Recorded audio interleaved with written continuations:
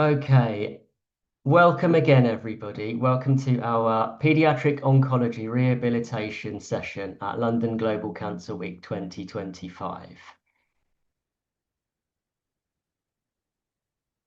This session is part of London Global Cancer Week, and it is co-hosted by Children Not Numbers and the International Society of Paediatric Oncology's Supportive Care Network. I'm going to start with a few quick introductions and welcomes. My name's Abi Sidani. We then have 5 incredible speakers from low, middle, high income settings, as well as a conflict zone and a resource limited setting. We've then got question and answer session where I'll hand over to Neil Ranasinghe and Rachel Keating, who will be facilitating that. And in just under 90 minutes from now at 15:30 London time, we'll close the session. As I mentioned, my name's Abu Sidani.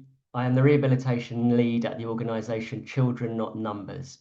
I'm also co-chair of SIOP's Rehabilitation and Physical Medicine Working Group. I'm going to briefly introduce Neil Ranasinghe, who's joining us from the United Kingdom, and Rachel Keating, who is joining us from Ireland. They are co-chairs for today's meeting, and they're going to be introduced properly before we get to the question and answer session. A huge thank you to Children Not Numbers and the International Society of Paediatric Oncology and the Supportive Care Network, and also to the SIOP Rehabilitation and Physical Medicine Working Group for bringing this session to you. These are our 5 talks that we have and our 5 speakers, and I'm going to introduce them one by one. So first of all, we have Dr. Vandana Damanka, representing India. She's a paediatrician and a director of survivorship and rehabilitation and deputy director of general medical affairs at the Indian Cancer Society. She'll be followed by Jessica Sparrow, representing the USA.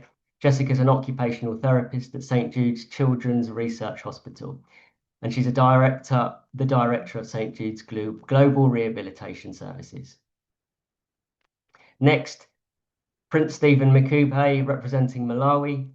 He's an oncology rehabilitation lead at the National Cancer Centre and also a former president of the Physiotherapy Association of Malawi and a colleague at our SIOP Rehabilitation and Physical Medicine Working Group. Alaa Shatali from Gaza, Palestine, a consultant physiotherapist and the Gaza Rehabilitation Lead at Children Not Numbers. And he's a former Secretary General of the Palestinian Physiotherapy Association.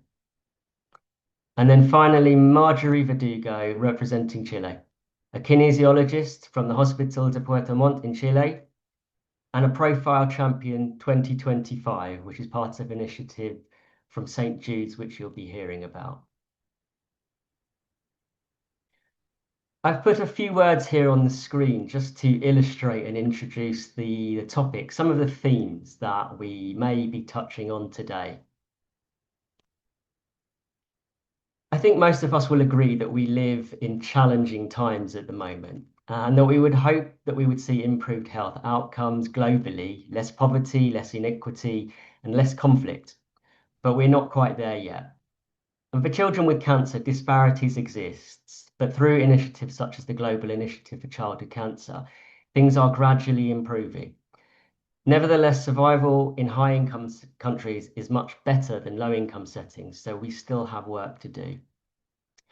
And with rehabilitation, we are getting better recognition, and similarly, there are global initiatives taking place. Even our SIOP Rehabilitation and Physical Medicine Working Group goes some way to putting childhood cancer rehabilitation on the map.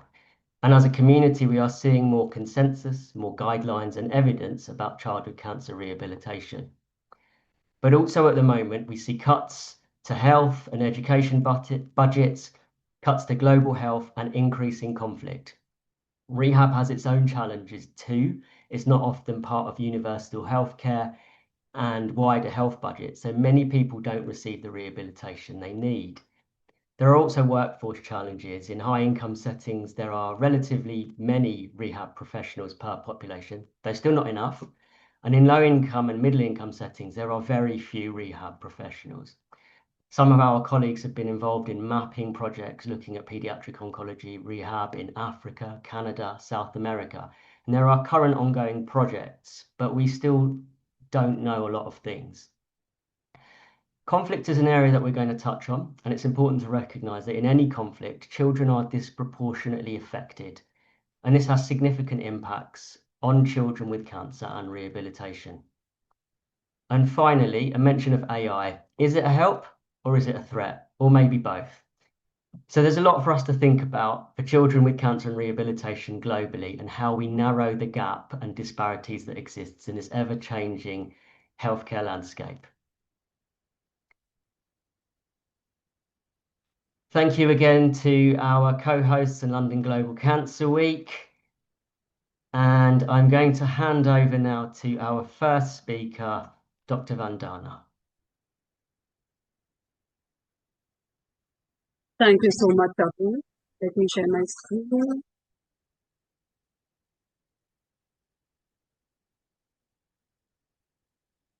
Is it visible? Perfect. So, thank you, Abu, once again, and thank you all of you for joining this session. I'm Dr. Vandana. As Abu mentioned, I'm a pediatrician who's trained in pediatric oncology, and I head the rehabilitation vertical at the Indian Cancer Society. 10 minutes is what is allotted to me, and I will try to cover the overview of rehabilitation in India. So, first of all, why does it matter? Why are we all here? So, we all know that a child is not a small adult. They do deserve a different kind of a setup. There is a definition which is given below, which all of us are aware of, why rehabilitation is needed to improve the quality of life of children as well as the parents. These are some statistics here, but all of us know that every year thousands of children in India are diagnosed with cancer. With improving treatment protocols, survival rates are increasing, but survival alone is not enough. These are some statistics which are very important for policy prioritization. If you can see here, the global burden of childhood cancer represented in disability adjusted life years is so significant, it itself answers this question: why does it matter? Rehabilitation needs continue to be unmet, and it is not a part of primary healthcare and universal health coverage. Moving on to, this is just kind of a summary. It's just a superficial view of what rehabilitation does. So children who undergo chemotherapy, radiation, surgery, or stem cell transplant often face a lot of challenges in terms of physical impairments, cognitive changes, emotional and social issues, participation challenges. So, taking into consideration all of this, rehabilitation ensures these survivors or children who are diagnosed with cancer not only live, but live well. How does rehabilitation help in these issues? So we must understand that it is an integrated care. So the pediatric oncologists and the rehab team need to work hand in hand.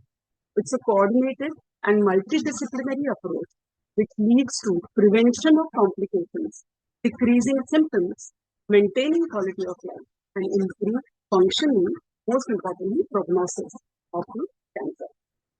This is a list which I have mentioned, and it's kind of a wish list in each country. I believe that we have as a rehabilitation team. Let me now start talking about how is it different globally and in India. So, the missing link in pediatric child cancer care is rehabilitation. But as we move forward, maybe we will come to some consensus. And currently rehabilitation is visible, as Abu said, but the visibility will increase. So as you're seeing here, the picture itself depicts, right? There is a huge difference how the care is offered globally and in LMICs, especially in India.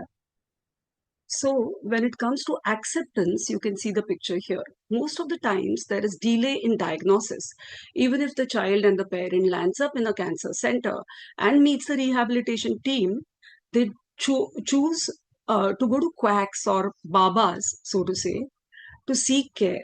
which again delays the care. You can see here the main challenges are awareness, access to rehab centers or to even cancer treatment, affordability, and acceptance. There is a survey which was done and it is published in Lancet, which shows that, and it was done in 137 tertiary cancer units and 92 secondary hospitals in 26 states. If you go through this survey, it's quite detailed, but it actually shows that there is a lot of disparity within Indian centers. It is actually centralized it is actually concentrated in the urban areas. Um, these are some other challenges, and there are solutions when we are talking about challenges. So I'll take you through these challenges. As we see, we are in nascent stages of, whatever I've highlighted here. These are the main components if one wants to improve the rehab care. Now, hospital-based pediatric rehabilitation, whether it is training programs in rehabilitation, whether or it is low-cost community rehabilitation models, tele-rehabilitation, school-hospital collaboration, NGO partnerships, or survivorship clinics, if if we find coherence and if we collaborate, there are solutions. Let me take you through a few of these, what I have specified here as challenges and solutions. So I got a chance to interview the experts in the Tata Memorial Center, and that is the center where there is best practice happening in the country.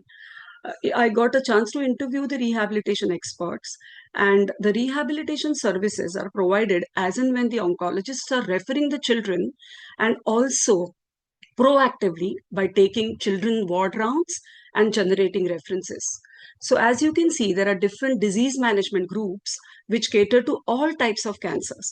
So there are no dedicated pediatric rehab team, but within the rehabilitation services, they divide the work and they do take care of the children for rehabilitation. I'll take you through the long-term follow-up clinics as well. And there are other centers also, which are private, public, or charitable hospitals, which are offering these kind of best practices. When it comes to training, yes, it is existent in India. It is started maybe just before the pandemic. And there are fellowships and PG courses which are observed in these centers. And there are others as well. But these are dedicated 6 months or 18 months courses which are given. Even in psycho-oncology, there are a lot of courses which are given. Even observership posts are offered to those who are interested in pursuing onco rehab. Let me take you to the not-for-profit organization models. So as you see here, this is Asia's first cancer rehabilitation center, which was started in 1961 by Dr. DJ Jasawala and Mr. Naval Tata. This is where I work. So with my team, and we offer the services which are listed here. This was, I couldn't put all the pictures, but Dr. Kamla Nimkar and Dr. Bhatt, these are major names, and Dr. Tole, these are major, stakeholders, or they really are pioneers in the country to start prosthetics, to start the occupational therapy and various rehabilitation services at the Indian Cancer Society, Mumbai. We do have our branches in Delhi and Karnataka. They also offer very good pediatric rehab services. There are other pediatric cancer NGOs which are listed here and many more who are offering, dedicated pediatric holistic care. Coming to the survivorship care, it is one of the most developing module, which I would say, of the Indian Cancer Society. There's a project called Project Picasso, which reads as Partnership in Cancer Survivorship Optimization Program. So this was started with Tata Memorial Hospital by Dr. Purna Kurkure in 1991. She started this ACT clinics, after completion therapy clinics. And when the children who were following up there for medical care grew up, they started a group called UGAM, which was a support group, and it was registered under Indian Cancer Society. This model of medical care taken care of by the oncologists in the hospital And psychosocial care, which is taken care of by the NGO through UGAM, is the genesis of Project Picasso. And you can see a beautiful map here. What started in one or two hospitals in Mumbai is now expanded to 17 to 18 hospitals across 8 states. And you can see some numbers here. Very systematically, the child is followed up in the clinic through pediatric oncologist and ICS psychologist. And as you can see, the emphasis is also on education. So integrating the children into mainstream, into schools is the focus, is the main focus. And more than about 500 children are already back since about 5 to 6 years. This is another vibrant group. The pictures which you can see is UGAM. Support group is very important when you're talking about either survivorship or rehabilitation, because peer support is something which is very, very important for seeking the care and the follow-up. Here, as you can see, Indian Cancer Society also provides financial support and the occupational therapy services to provide prosthesis, hearing aid, and whatever the need is, which is assessed by the rehab team of the hospital. We don't stop there. We also offer caregiver support, which is, as you can see here, and I encourage, if you're visiting Mumbai or India and Mumbai, please do visit our center. This is the vocational training center. You can see a child who's learning beautician course and tailoring courses, which are offered to parents and children above 18 years when they become survivors. You can also see complementary therapies here in terms of yoga. So this is what the Indian Cancer Society offers. Now coming to the other very important networks which are involved in direct delivery of care, and some regulatory bodies such as Rehabilitation Council of India, and recently there is a National Commission on Allied Health Professionals. Here you can see a array of bodies which are started by the All India Occupational Therapist, by the psycho-oncologist, hearing and speech therapists, and physiotherapists as well. Tata Memorial Center, as I said, is one of the best practices in India, and they also have a lot of training programs. You all must be aware of the National Cancer Grid, which is again started at the Tata Memorial Hospital and is a conglomeration of about more than 300 cancer hospitals in India. Indian Cancer Society I've already mentioned, and there are others. So there is knowledge, there is a passion, there is we really want to progress in rehabilitation. All we need is coming together and, of course, funding support. So coming to the synergies, how we want to collaborate. So these are some pediatric oncology networks in India, such as Indian Oncology and Hematology Chapter, the INFO group, and recently through the St. Jude Global Alliance, there is also an initiative called Indian Childhood Cancer Initiative. So with the SIOP Supportive Care Network support, CCI and St. Jude Global, we really look forward to some amazing work which will be done in India. I would like to quote this paper and I would like to end my presentation here. So the way forward is already given very beautifully in one paper which is written, it's a Canadian paper, but it mentions very systematically if one wants to, how do you go about if you really want to innovate in rehabilitation. It's a 6-step action plan, it's a strategy, and even if we blindly follow it, I think we'll get there.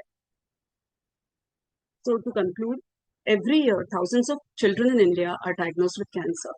With improving treatment protocols, as I said earlier, survival alone is not enough. They need to thrive. They need to really live well. And pediatric cancer rehabilitation is essential and not optional, is the message which we really want to drive through this forum. Multidisciplinary teamwork is the foundation. Sustainable funding models are required in countries in LMICs. Partnership is a key to deliver optimal care. And at least in India, I can say that there are efforts which are going on to formulate a national childhood cancer policy, which will then, have everything in place, right from early diagnosis to affordable care to rehabilitation. We do have a national insurance program. Currently, it may not cover the rehabilitation, but yes, there are efforts. And this cartoon I just played put it here because all of us would agree that it is not mission impossible. We will reach there slowly but steadily. Thank you very much.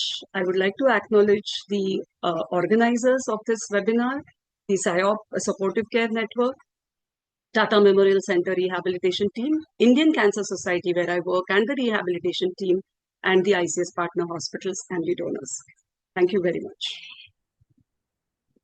Vandana, thank you so much for your presentation. If anybody has questions, there's a chat function on this webinar, so please type your questions in there, and at the end of our 5 talks, our speakers will aim to answer as many as questions as we can. Jessica, you are next. Would you like to share your screen? And while Jessica's doing that, I'll hand over to her for our second presentation. Great, thank you so much.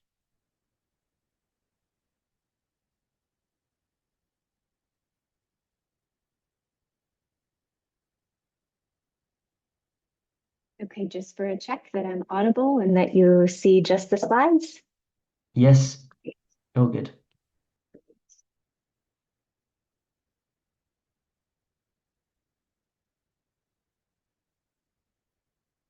Okay. Well, thank you so much for the introduction, and it's a real privilege to be here speaking alongside this fantastic group of providers and advocates for pediatric oncology rehabilitation today. I'm going to start with just a brief context, a little bit of overview about St. Jude Children's Research Hospital, because that's where I'll start my talk about rehabilitation within our setting. St. Jude provides care and researches cures for pediatric cancers and catastrophic diseases, seeing over 8,000 patients annually and on pace this year for more than 1,300 new patients. Within St. Jude, there are several programs focused on rehabilitation and functional outcomes.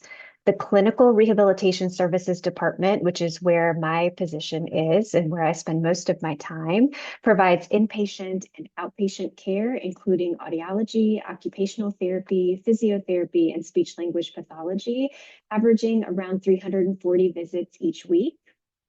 We also coordinate contracted physical medicine and rehabilitation physician services, prosthetics and orthotics, low vision supports, and home health services for patients who reside at the St. Jude housing facilities within the community. The rehab team within the clinic leads program development, quality improvement, and some clinical research, but the large-scale research is conducted in the Human Performance Lab and GATE labs. The Human Performance Lab sees roughly 50 participants each week, ranging from infants to adults, participating in functional assessment or intervention protocols. And although the lab began with a focus on late effects of cancer treatment, it now serves patients across the care continuum. So within the clinical service, again, that Clinical Rehabilitation Services Department, of which I am a part of, and which I'll share about on the next few slides, our rehabilitation services support children with multidisciplinary interventions and risk-based functional monitoring. We're most involved during the acute rehabilitation phase and within palliative rehabilitation when children are at the hospital for treatment. We do support families and patients in that post-treatment phase as they transition back to their home community and community-based rehab services. And we also provide ongoing risk-based consultative monitoring with their follow-up medical visits when they return to St. Jude. There are certainly some challenges for our patients within these phases. One example of that is the variability in the intensity and the frequency and the types of services that are available to children when they return to the home community. But I also want to highlight here within our programming 2 large gaps that we see, which is a lack of formal prehabilitation programming. So we do provide rehab during this phase to patients with existing functional impairment, but there are no formalized services for patients without impairments ahead of a planned surgery or intervention. We also have limited rehabilitation integration at the other side of the continuum when in the long-term survivorship phase. And so it's difficult for us to monitor for the emergence of late effects during that phase and also to support patients who have chronic rehabilitation needs during that phase of care. I mentioned that we implement risk-based functional monitoring, but that really varies in structure and the degree to which it is formalized. So I've put together this as just a very superficial look at some examples of our monitoring. For some conditions or populations, we have standardized pathway for monitoring function. And by that, I'm meaning that there are specific assessments used at defined scheduled time points along the care pathway. For others, the process is what I'm calling semi-standardized. So there is an initial or automated referral and patients enter into the rehabilitation system, but there's no formal pathway after that time. For these conditions, the patients do continue to be monitored for their function, but and for those conditions, most clinicians would report to you a similar process for monitoring, but it's not formalized. And then, of course, non-standardized or clinician-directed care, which is where there's nothing automated, there's nothing formalized, and it's dependent on clinician referrals. And so standardizing these pathways is a major priority, and even those that are standardized are not perfect, and we see opportunities for improvement. Our program is able to deliver interventions and assistive products that are tailored to pediatric oncology populations. Many are provided through interdisciplinary programming, like the early mobility clinic in the ICU and a neuropsychology-led acute neurological injury service. But these interventions lack robust evidence and guidelines that really identify them as what is maximally beneficial for our pediatric oncology populations. Within the clinic, we've also identified programming limitations. We do not, for example, have access to intensive inpatient rehabilitation within our facility. There's also limited wellness and fitness programming. And so as we look across our services, there are some opportunities that really stand out. I've already mentioned a number of the program building opportunities, like strengthening functional monitoring pathways, developing models for prehab and off-therapy survivorship supports and wellness, and then also increasing our on-therapy research and evidence. We also know that it's critical, and yet we have a gap in our reach to our community rehabilitation providers and the key partners who provide rehab-focused care to children with cancer when they leave St. Jude and return home. And then a last consideration that I'll mention that we talk about a lot within the clinic and development work is who is the person or what is the position rather that's driving these efforts. There's a lot to do. There's time needed to do this work. And so who is the person or what is the role that's driving these efforts? Some of these challenges also echo reports from other high-income settings. Surveys and reports from high-income countries report limited monitoring and surveillance, lack of guidelines and evidence, limited access and awareness. They also report limited dedicated peds-onc rehab programs, too few trained specialists, and inadequate funding. And so while pediatric oncology rehabilitation has absolutely advanced, thanks to many incredible contributions, including folks in this panel and within this audience, challenges remain even in high income settings. And I think that that underscores an important point and kind of a theme of the talks today, that global collaboration is really essential to progress.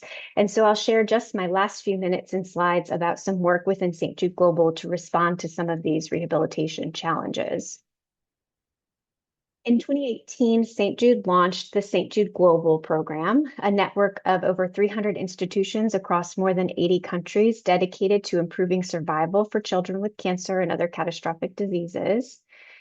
St. Jude Global is the first and only WHO collaborating center for childhood cancer, and together with WHO, national governments, and other partners has helped to launch the Global Initiative for Childhood Cancer, aiming to raise global survival to 60% by 2030. Within St. Jude Global, about 2.5 years ago, I had the absolute privilege and opportunity to collaborate with St. Jude Global on the launch of the St. Jude Global Rehab Services Program, which aims to improve access to pediatric oncology rehab through education, capacity building, and advocacy. And since the launch of the program, it has worked to begin to build collaborations, including with the World Health Organization, to advocate for systems level integration of rehabilitation for children with cancer. We've developed a standardized assessment tool to assess institutional capacity for rehabilitation. We've completed an educational needs assessment aimed at informing the development of a curricula that it will be developed in collaboration with advisors from LMIC settings. And we've begun building a rehabilitation community within the St. Jude Global Alliance. And so across that work and those collaborative initiatives within the St. Jude Global Alliance, we have seen certainly that every country and every region has unique barriers, but that despite those differences, there are perhaps some priorities that seem to emerge consistently across different settings. And those you see here, raising awareness and advocating among key partners for the value of rehabilitation. I think we all know the value and importance of that. Expanding access and building programs that will obviously look different in different settings and institutions, but it is a shared priority across institutions and settings. Filling the gaps in evidence, we all recognize the value in that, and strengthening training and education. Just about everyone in every income setting reports this as a priority. So although our approach and the work that's done will vary by context, I think that perhaps these shared priorities can guide strategy and guide programming, and that it also highlights the importance of collaboration with LMIC partners to advance pediatric oncology rehabilitation everywhere. So thank you so much. Thank you so much, Jessica, for your talk. And a reminder to everybody joining, please type any questions you have for any of our speakers in the question chat. I'm going to hand over now to our next speaker, Prince Stephen Makupe. Great. Thank you so much, Abu. And let me just share my screen.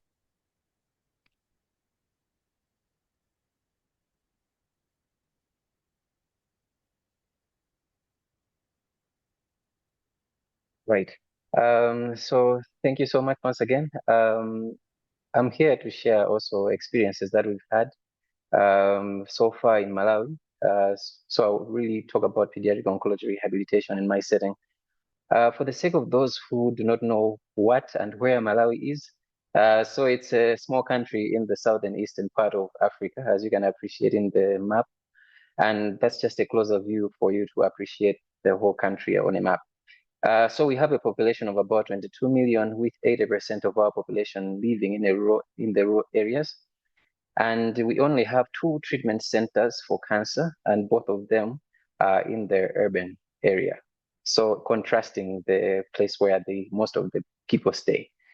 And unfortunately, we have quite high poverty rates. Most of our patients come from very far, sometimes more than 50 kilometers to get to the nearest town. And that is typically the settlement pattern. So it's really very hard for most of them to get by day, and also to access health services, especially considering the distance which they have to travel. These are just some pictures for you to appreciate the National Cancer Center where I work. The picture below just shows where the pediatric oncology ward is and where I work as well. Before I share the next picture, I really wanted to give everyone a heads up. Some might find this picture a bit disturbing and distressing, but I still found it quite relevant that I show, because these are the typical realities in our setting. So every single week and every month, this is the picture that we get to see on daily basis. Most of our patients present to the hospital late because of the challenges with accessing services. And oftentimes we diagnose the cancer very late. And at this point, it's already metastasized to the lungs, the spine. And as if that is not enough, they also have compounding malnutrition. So 30% of our patients have severe acute malnutrition when they are coming in. And this really brings rise to so many functional impairments that they present with, lower limb weakness, and so much more, cardiorespiratory distress because of the massive abdomen, and so much more. And the need for assistive devices is very clear, especially when we are trying to rehabilitate them. And the need to have comprehensive rehabilitation strategies cannot be overly emphasized. It is a critical need. So this picture here actually shows and relates to a story of one of the patients that I saw at our center, Samson, who was 13 years old, a young boy who we diagnosed with Burkitt's lymphoma stage 3, so quite advanced as well. And he came in typical fashion with severe acute malnutrition. He had difficulties with walking because he was severely deconditioned and also had paraparesis. And we took him through a 4-month rehabilitation program, which included physiotherapy as well as nutritional support. And we did so much. We did strength training, gait training, and of course, the nutritional support that was there as well. But during our rehabilitation program, we had several challenges. We lacked even basic equipment to rehabilitate. The walking frame that you are seeing in the picture, that was the only one that we had for the whole pediatric ward, as well as the adult section at the cancer center. So it meant that he only had a very brief time with it, and then someone else had to use it. And we lacked so many other things that would really facilitate the rehabilitation program. But amidst all this, I'm happy to say that at the end of the period, this was Samson walking majestically through the corridors of the National Cancer Center. And this to us taught us one thing, that even though we have challenges, the challenges do not define our limits. We can do more even with less. And if we can do more with less, imagine what could be done when we have more resources available as well. So from the time I started working at the National Cancer Center in 2020, uh, till now, there have been several challenges that we keep observing. At first, in 2020, there was no structured rehabilitation program at all. So we had to start developing this program for children with cancer. There was limited awareness around why you need physiotherapy, what impairments should be referred to for rehabilitation if a child has them, and no guidelines at all in terms of rehabilitation. And like I said, the services are urban centered, and 80% of our population stays in remote areas. And when it comes to the workforce, I was the only physiotherapist for about 3 years. Now there are 3 physios. So we are getting more numbers, but we still quite have limited personnel. And there's a high workload. So we have to service both pediatrics as well as the adult section. We don't have treatment space, and we have limited assistive devices and resources. And as if that is not enough, the patients keep coming late, presenting late, and have so many issues because of that, the high burden of functional impairments that require rehabilitation, and particularly malnutrition as well.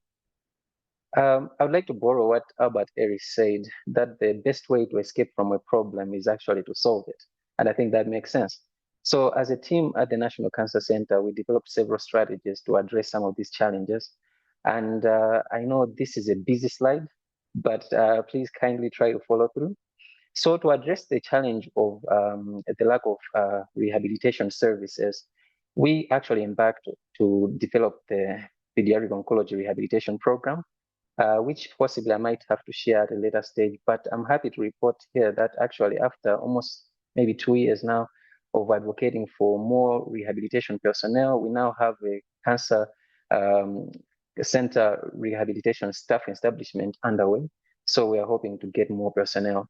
And we also made efforts to ensure that rehabilitation is incorporated in the national cancer guidelines, which are soon going to be published. That is really helping in terms of that will really help in terms of trying to guide who should they refer the patient who has several impairments that require rehabilitation.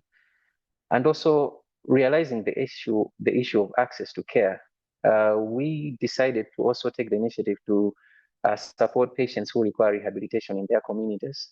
So we partner with our palliative care team at the National Cancer Center and visit patients in their homes, the ones that require rehabilitation, to support them. And also we've been doing a lot of campaigns around childhood cancer awareness so that more patients should be referred to us as early as possible. And at the hospital, we've been able to develop a multidisciplinary play therapy model, which has really shown to be improving the physical activity performance levels of our children. And also realizing that most of our patients, like I said, they come from a very poor background. We came up with a project that we call TITA, which literally means I can, where we teach family caregivers entrepreneurial skills. They make bags and other handcrafts, which they sell. 50% of the profits go to them, and 50% goes to the project to ensure that it's sustained. And in order to improve access to assistive technology as well, we've explored locally produced wooden patches, walking frames, and so much more. And we're still exploring partnerships with local partners who can support us in this light, and as well as global partners. So these are just some pictures for you to appreciate. This is Tita. So in the pictures, you can actually see some of the family members, caregivers, making some arts, handcrafts, making bags which they sell for a profit. And this is just a picture of one of the patients using a wooden walking frame. So it is actually less costly than the aluminium ones. So this is at least more affordable for most. And of course, these are the national cancer treatment guidelines, which now have also rehabilitation in there, is to ensure that at least as a team, then everyone is aware of rehabilitation and also how best to support these children. So in closing, colleagues, I would like to close with an African proverb. We say that it takes a village to raise a child. So it will not only take one person, but everyone, all of us as a global community to support children with cancer in every setting. Thank you so much for listening. Prince, thank you very much. Thank you for your talk today. And a reminder again, if anybody has questions for any of our speakers so far, Vandana, Jessica, or Prince, please post them in the question chat. Our next speaker, Alaa Shatali, is joining us from Gaza, Palestine. His session is pre-recorded due to significant power and internet outages in Gaza yesterday and ongoing today.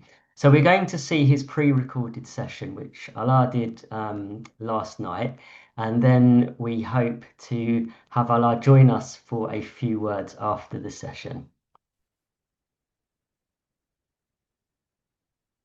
Ladies and gentlemen, it's my honor to share with you my presentation today at this great event, London Global Cancer Week. My name is Alaa Shatali. I'm a Gazan Rehabilitation Lead at Children's Number, who I'm honored to represent. My presentation will be titled as Rehabilitation and Physical Activity for Children with Cancer in Palestine during the current conflict. This situation in Gaza is unprecedented, and every aspect of childhood healthcare and rehabilitation is extremely disrupted. The situation I describe affects all children, not only the children with cancer, regardless of the diagnosis, and all elements of healthcare, including rehabilitation.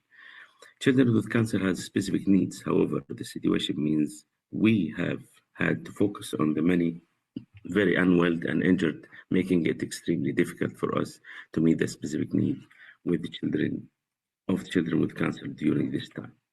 The background and pre-conflict situation.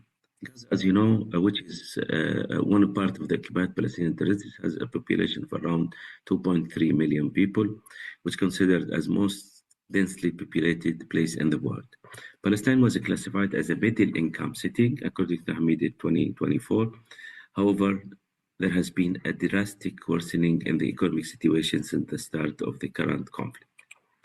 Half of the population of Gaza is under the age of 18. Around 150 children will be diagnosed with cancer each year in Gaza. You can see here in the photo our colleague Dr. Awad Al-Haloul, who is the oncology pediatrician at the Children's Number, with his colleagues trying to take care of one of the girls who has cancer. Pediatric oncology in Gaza pre-conflict. Gaza only pediatric oncology unit was at Rantisi Children's Hospital, completely out of service by October. As you see on the photo, it just totally destroyed because of the invasion of this area and because of the bombardment. Not all pediatric oncology services were available in Gaza, such as radiotherapy, Rehabilitation in Gaza in a pre-conflict. Actually, Gaza has no specialized or dedicated rehabilitation professionals for pediatric oncology, such as PT or OT. These children would be seen by general pediatrician or adult trained physiotherapy in an inpatient setting.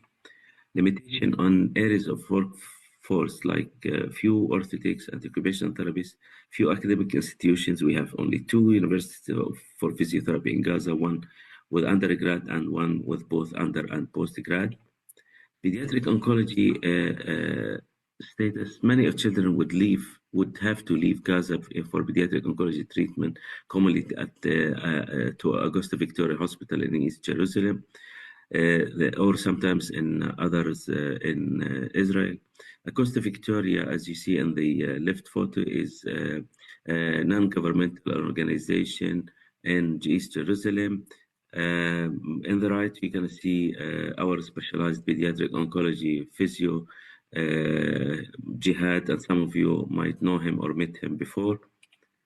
Current situation of rehabilitation of physical activities for children with cancer is Gaza. In the photo, the general director of Rantisi Hospital is checking the damage, the destruction at the hospital. According to the Ministry of Health report, February 2025, there is no information about the new cancer cases in Gaza, including children, most of which hasn't been diagnosed due to the war. Comprehensive annual health reports covering the years 2022-2025 are not available specifically for pediatric cancer in Palestine. Pediatric oncology rehabilitation, according to the data from Children's Numbers, from 1st April 2024 to October 1st, 2025, we have 61% of the registered cases of children with cancer at Children's Numbers identified they have rehabilitation needs. 100% of them benefits from physical activity. 36% of them under 5 age, which means that they're requiring developmental screening and input. Children with cancer have sustained war-related traumatic injuries, not only just they might have a polytrauma like other people or families. 50% of children with cancer are malnutrition, according to the October 2025 data. Total disruption of child lives, child's routines have been totally disrupted. They're not going to school. 600,000 children haven't received education since the start of the war.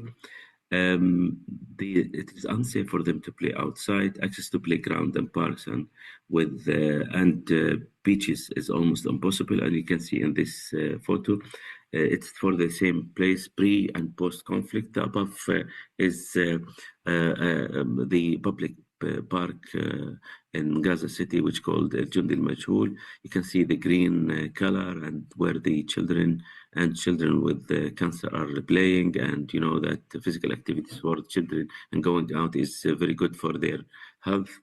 And in the one below, you can see the total destruction of the same area was replaced with tents and displaced people rather than the green color. Children are not getting the same level of general and physical activities and sport as before.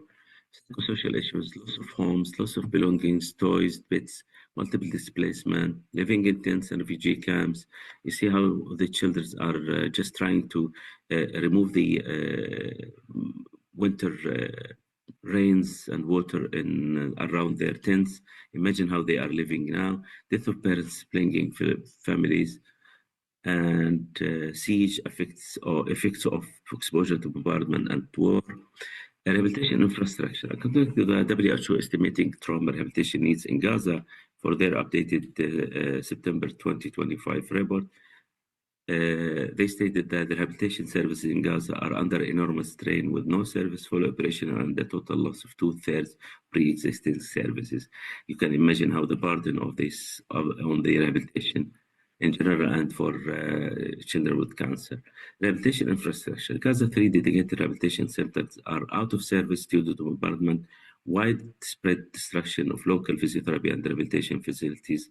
You can see here in the photo on the right, Shifa Hospital, where I'm working, and the physiotherapy department is totally destroyed, out of service.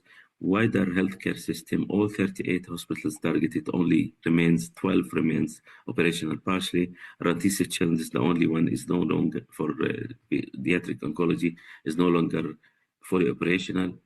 The rehabilitation workforce are under strain and challenges from displacement, exhaustion, injury. 54 physio were killed. Wider healthcare workforces, more than 1,700 health and medical personnel killed. Gaza University have been destroyed, as you can see in Al-Azhar University, where physiotherapy school are there. Here are the names of 54 colleagues who were killed. Some of them were there in their families. Rehabilitation resources, severely limited rehabilitation sources because of the siege, border closure and restrictions, limited logistical challenges of providing rehabilitation to children with numbers, limited registrar and data, non-confirmed locations, repeatedly displaced and distressed population, children and their family and workforce also, location of consultation homes, hospitals, refugee camps, tents, safety and risk, danger zones, sieges, priorities for children and therefore workforce, immediate priorities. There is an urgent need to expand trauma service, including rehabilitation, mental health, psychosocial support, to effectively treat those stagers and support their fully recovery. Immediate priorities, we would like advocacy for children, Gaza children with cancer, education support and resources for Gaza and rehabilitation workforce, logistical support, equipment, rehabilitation resources for Gaza, providing platforms for Gaza pediatric oncology rehabilitation and health personnel, and finally, hope and love will continue through generation among Palestinians. A good example is that this is a little girl, Hanan. She's newly born of our rehab colleague at Children's Not Number, Ibtisam, which gives us a hope that the generation will continue with this hope and safety. And thank you all.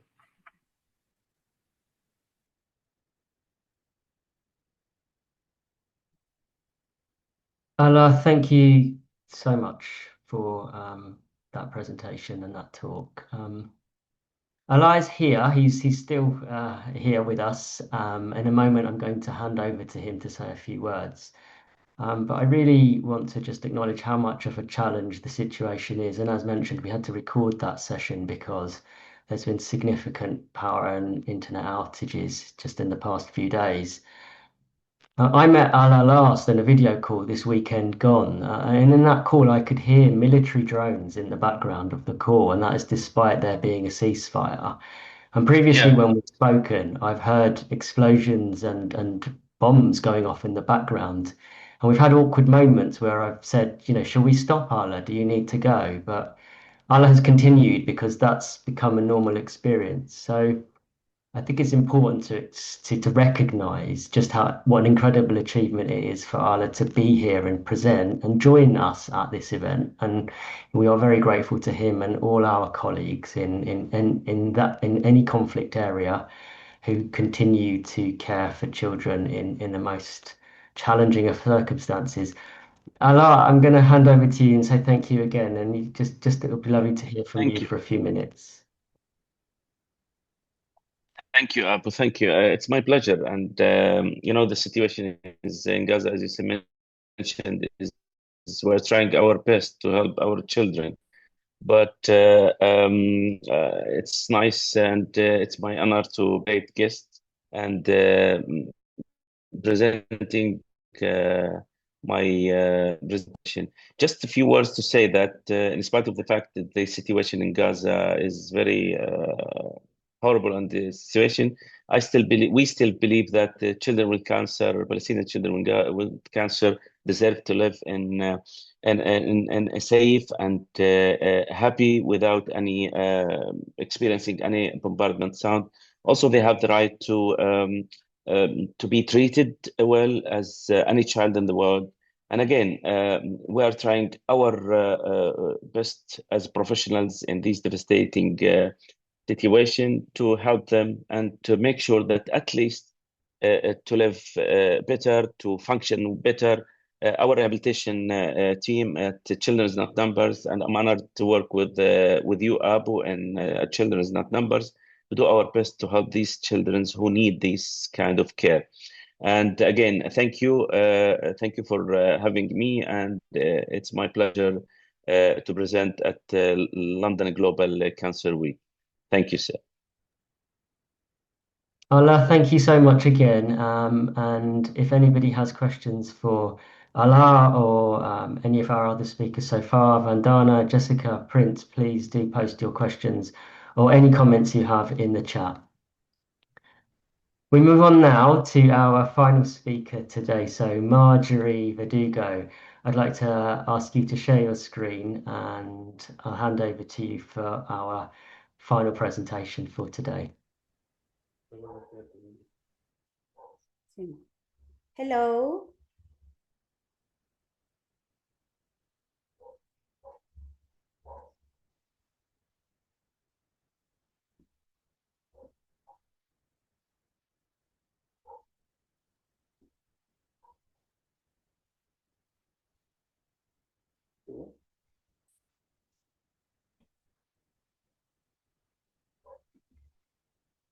Hello, everyone. Can you listen me? Yes, we can hear you, Marjorie. Thank you.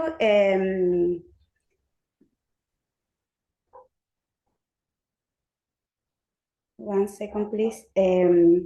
Thank you for the opportunity to share our experience. My name is Marjorie Verdugo, and I am a pediatric physiotherapist at Hospital Puerto Montt in southern Chile. Today, I will present the development, challenges, and achievements of pediatric hemato-oncology and palliative care rehabilitation service.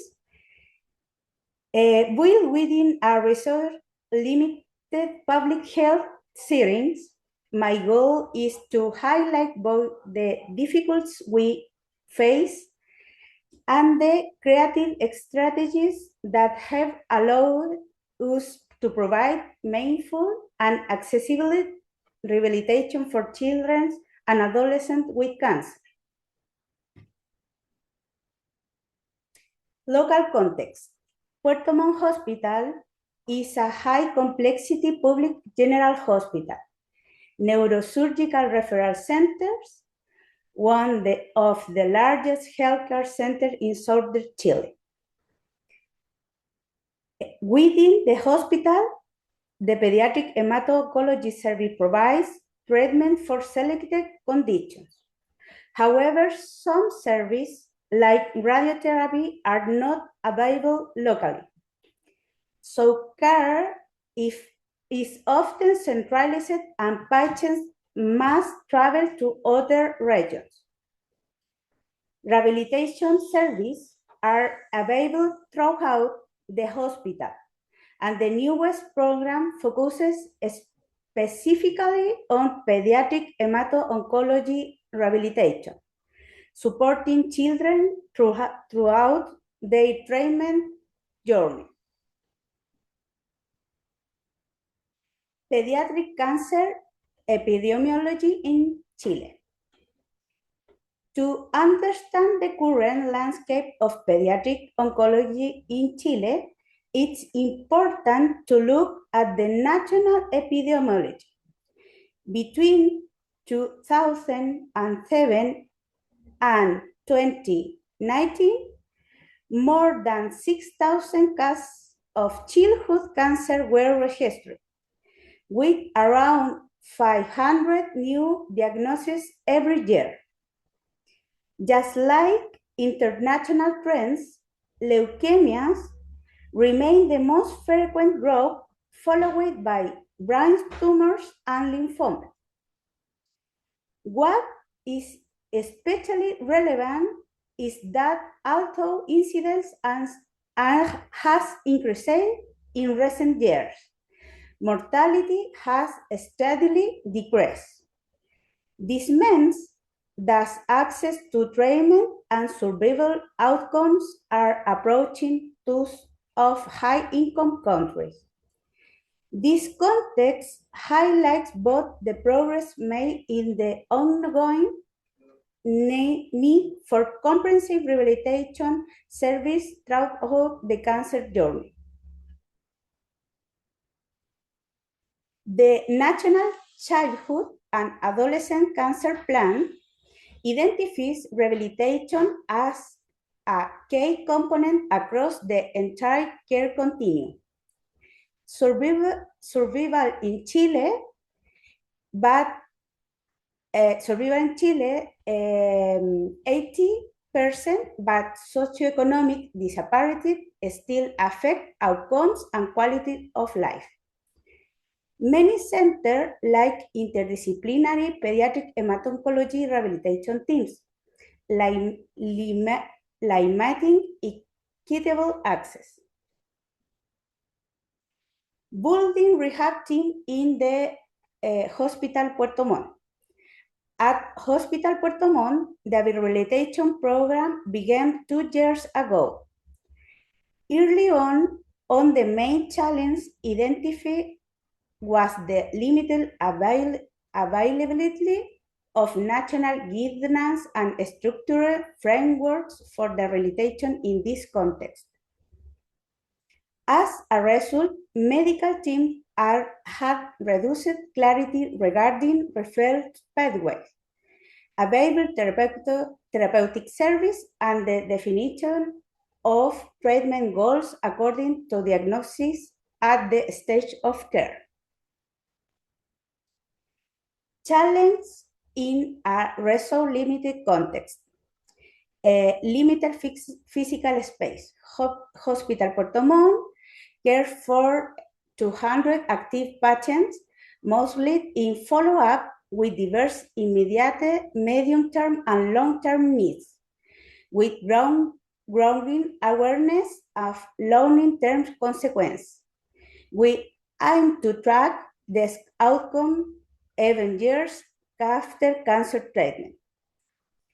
Knowledge gaps, limited understanding of the role impact of the rehabilitation in pediatric hemato-oncology conditions. Training limitation, few opportunities for specialized training in pediatric hemato-oncology rehabilitation in Chile. Workforce storage, insufficient numbers of rehabilitation professionals, including physiatrists, speech therapists, and others. Implementation strategies. The rehab team actively participate in meetings with the pediatric hemato-oncology teams, allowing for early access to patients. The team provides exclusive care to pediatric hemato-oncology patients and those in palliative care. Care can be provided to both specialists and outpatient patients. Active participation in the PINDA Rehabilitation Subcommission. Internship at the rehabilitation centers such as Fundación Nuestros Hijos en Santiago de Chile. Participation in St. Jude Children's Research Hospital Profile Rehab Program and self-directed learning. Conclusion. Pediatric oncology rehabilitation is achievable even in resource-limited settings. There is a need for training, funding, and international networks. There is significant interest in the growth of the field at the national level and in strengthening collaborative networks.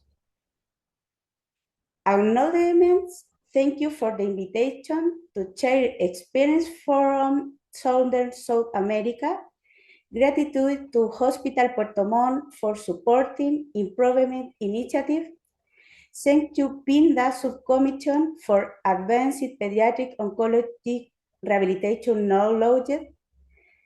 Appreciation for Fundación Nuestros Hijos and the rehabilitation team led by Jessica Sparrow, St. Jude Children's Research Hospital for guidance and support. A special thanks to our patients and their families for trusting us with their care. Thank you.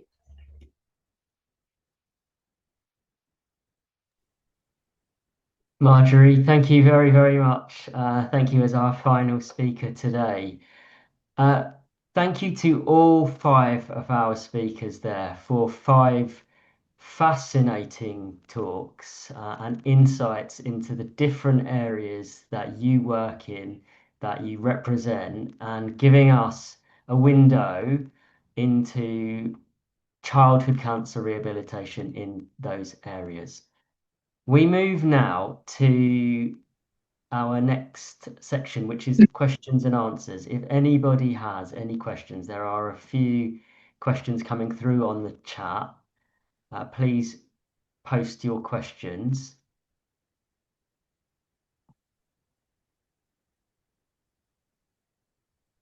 I am now just going to hand over to my 2 colleagues. So Neil and Rachel. Neil, do you want to start? I'll let you 2 do your introductions.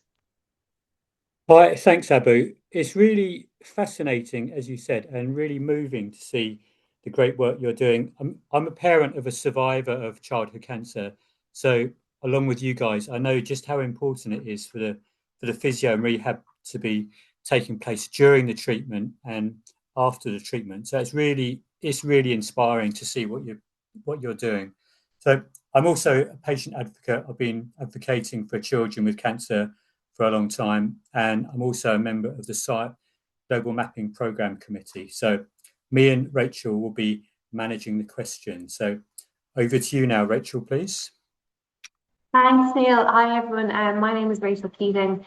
I'm a physio specialising in paediatric cancer care, and I work in the National Children's Cancer Service in Dublin in Ireland. I'm also the secretary for the SIOP Rehab and Physical Medicine Working Group. And I suppose as a physio, it's just been fascinating to listen to all the talks over the past hour of how services differ and how services are still very similar in ways across the different contexts. Please do send your questions and answers, questions into the Q&A box. We will be keeping an eye on them during this session. But I'm going to start off with a question to you, Vandana, if you are there. And we have a question here that asks, what support, if any, do you need from the global rehab and physical medicine community to develop a service in your setting in India? Thanks, Rachel, for that question. I need everything, Rachel. But to answer you very specifically, I think the learning which we've had in developing the survivorship program, if we can replicate the same in the rehabilitation program, that would be wonderful. So how we went about was building the infrastructure. Creating pilots in survivorship programs to build up the clinics and then put in the human resource there. Now we will be starting training of the human resource, and then research is parallel. So through the global network and the communities, if we have a dialogue to take this forward, and particularly I saw in Jessica's slides that neuro rehab is something which is in alignment with what we do in India. So typically there a lot of rehabilitation is required, and all the rehab specialists are involved. So if we create in this niche area a model along with the global community, that's something which I look forward to. Thanks so much, Vandana. I'm going to pass over to Neil, who I think is the next question then. Yeah, hi. We've got a question come in, and I think a lot of us are interested, from Sandra.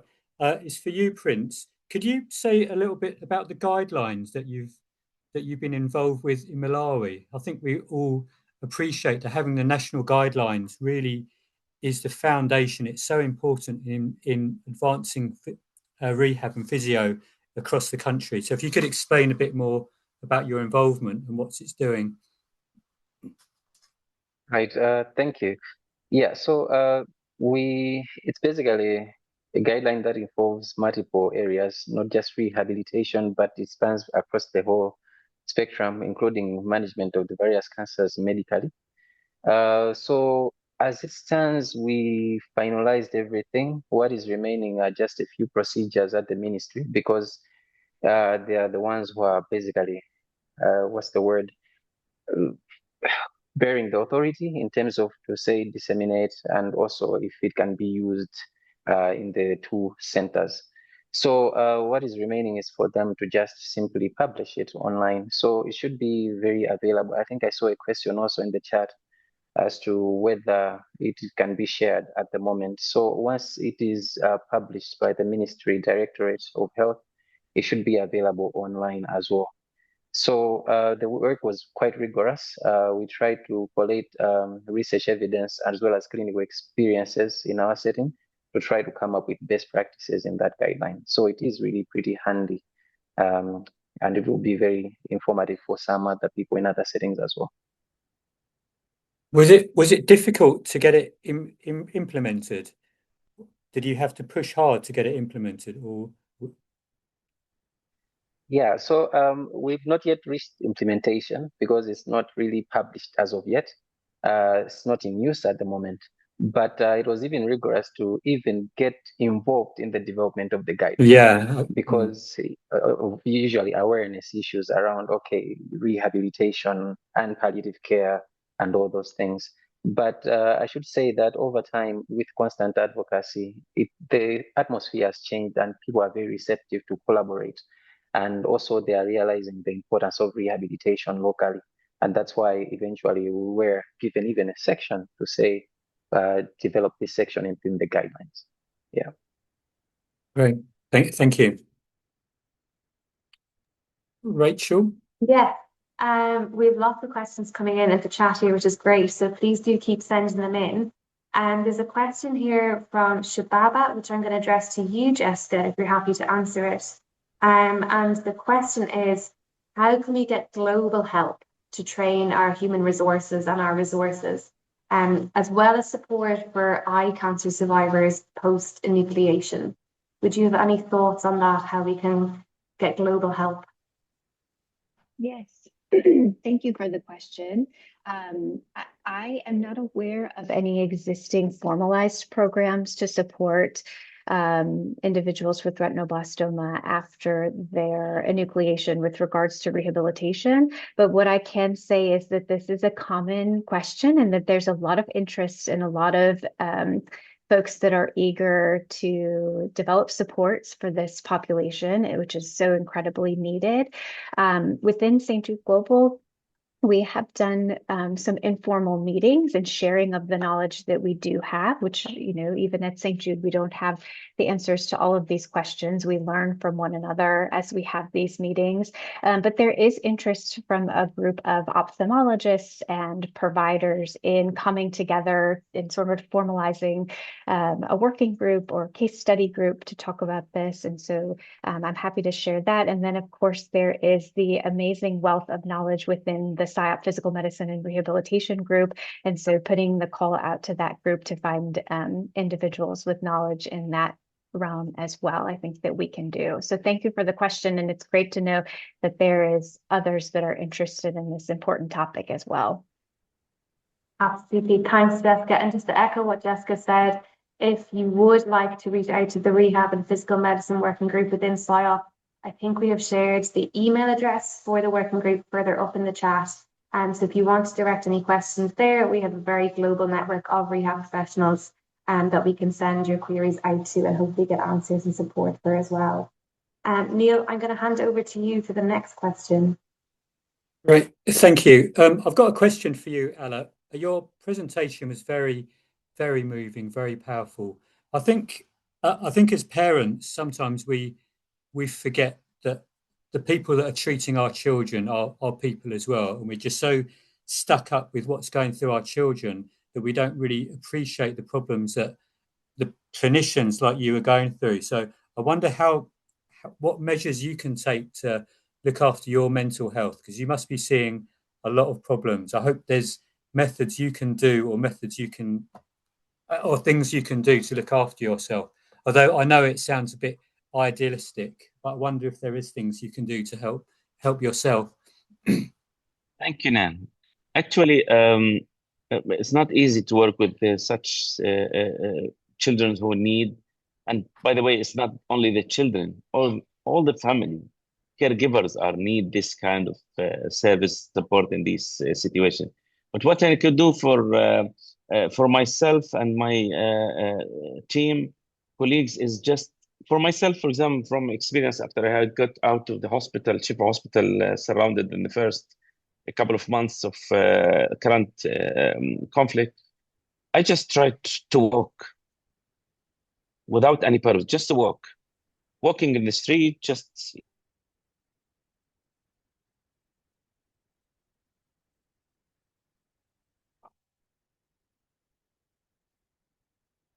child smiling after you are giving him some kind of support, psychosocially or even physical rehabilitation. You feel Sorry, its impact on him. That release your. Oh, you're cutting out a bit. I don't know if you want to turn off your video. I love it. I don't know. Can you still hear me, Ala? Can you hear me, Neil? Yeah, just a little bit. I wonder if you could turn off your video and then answer the question again. So some of it came through, but not much. Can you hear me now? Yeah, we can hear you. Yeah. Yeah, but just two things, main things. I'm not gonna repeat. I don't know what you heard or not, but anyway, the point is that is when you feel that you can do something for such a children, and not only them, but also their family caregivers, and you see that kind of smile on their faces, you're gonna be released some stress. But it's not easy, actually. It's not easy. Most of the time, I just walking around, trying to whatever you can do, just help. Sometimes it's just, but it's not easy because the situation.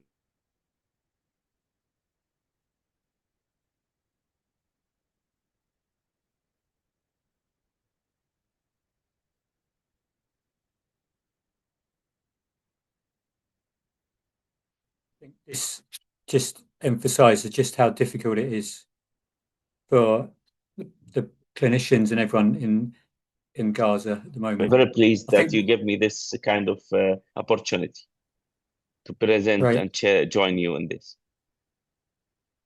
Oh, it's a privilege to have you here with us. Thank you. Okay.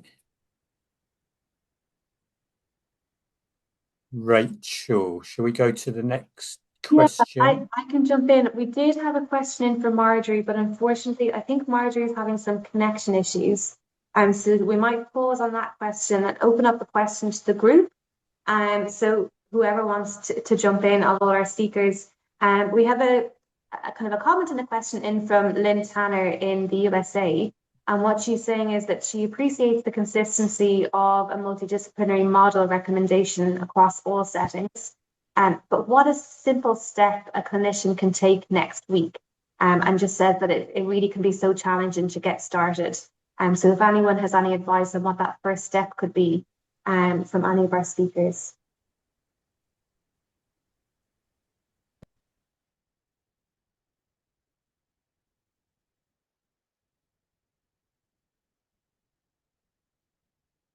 I can share just some brief thoughts there. One thought is I think finding a key advocate and a key team. So if your step is working to improve rehabilitation access within pediatric oncology, then finding an advocate on the pediatric hematology oncology team, I think is an incredible place to start. And sort of building that team within your institution can be really valuable.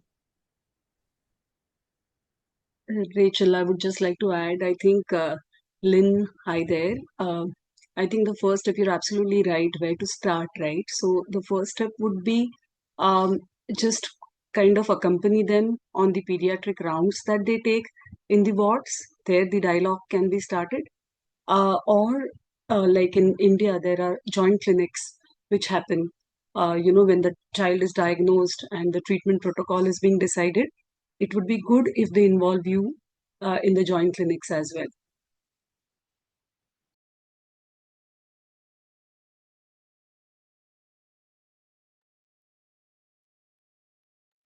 That was great advice from both of you. Would anybody else like to jump in on that question, or will we move on to the next point? Yeah, I've got another question for Prince. So this is like seeing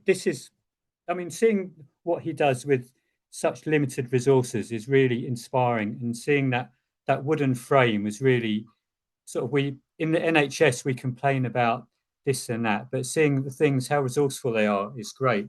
So my question to Prince is, when resources are low, what's the minimum we can do for all the families, and children with cancer? Right. Thank you so much for that, Neil. Yeah, I think the minimum we can really do, honestly, is to support them with assistive devices. I'm saying so because I'm looking at the context that we have, especially the socio-economic background and access to health. For the parents to come with the children to the hospital, they will need money. And usually it's through small income activities that they do. And the unfortunate part is that when the child has got impairments that require the parent being constantly with them, that the child is not as independent, it means that the parents have got less time to do other activities which can help them generate income to support the same child. So the moment we give them assistive devices, it helps them to be as independent, therefore also giving the parents more time to do other activities which can also support the same child. So in a way, it's like a cycle in that sense. So I would say at a minimum, I would really advocate that maybe more effort really be put in assistive devices that can really support the children in that light, to help them more to be more independent. And also the fact that we don't really have them in the wards for a very long time just doing rehab. They are discharged often because we don't have very good bed capacity. Having those assisted devices would help them to continue with rehab even at home. So I think that's something that is quite critical, and I would strongly advocate for. Can you just very briefly say what an assisted device is? Yeah, so this is basically, in a nutshell, equipment that really supports the function of the child. So it could be as simple as a walking frame, as crutches, because those are hardly available for the children.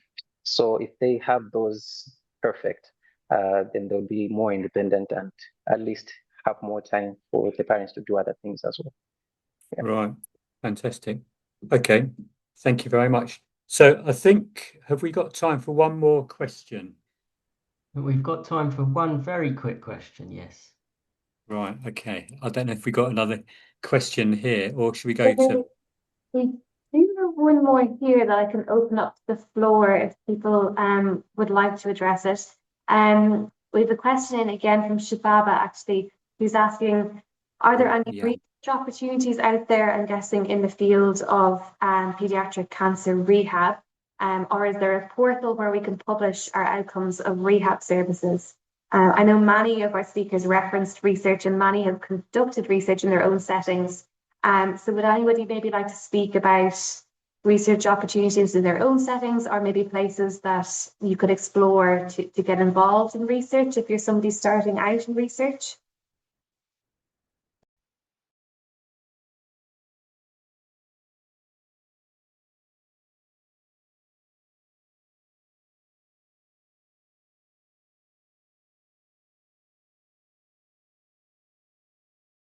So, I think you put the email addresses in the chat as well. So if we don't answer you today and anyone's got any questions, then please email the group and then someone will get back to you.